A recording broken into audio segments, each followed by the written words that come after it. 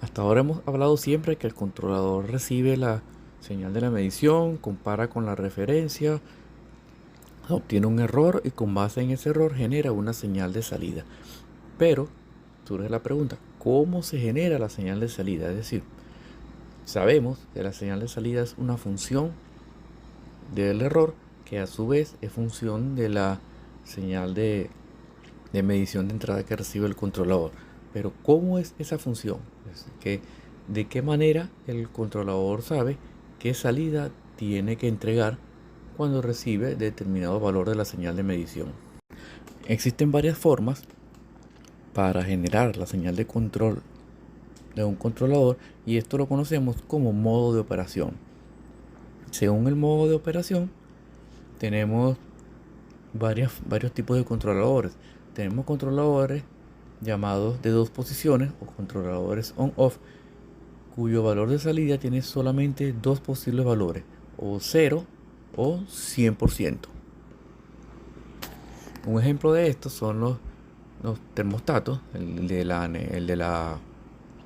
nevera, el del horno, el de la plancha. Para un cierto, se tiene un cierto valor de temperatura que uno la selecciona en la perilla. Cuando el equipo alcanza ese valor de temperatura, el controlcito que tiene, el control de temperatura, ¡ping!, abre un contacto y desconecta la resistencia y el equipo comienza a enfriarse. Cuando baja de allí, ¡pum!, cierra el contacto y se vuelve a calentarse. Entonces ahí o es 0 cuando está abierto o es 100% cuando está cerrado. También tenemos controladores proporcionales en los cuales la salida es una proporción, es decir, el producto de un valor, que es el ajuste que nosotros le damos, multiplicado por el valor que tenga la señal de error que él recibe. El control proporcional es más flexible que el control de dos posiciones, pero aún así tiene cierta característica, es que nunca consigue que la variable de proceso alcance el ajuste deseado.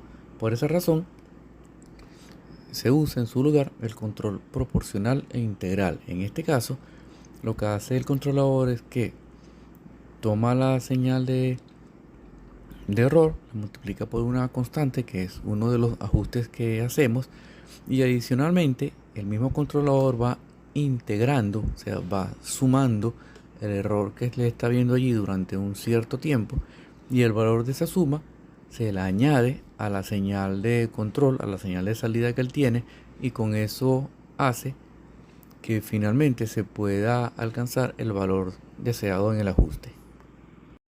De allí viene el nombre de proporcional e integral. Acuérdense que una integral es simplemente una suma de términos en espacios o intervalos infinitesimales.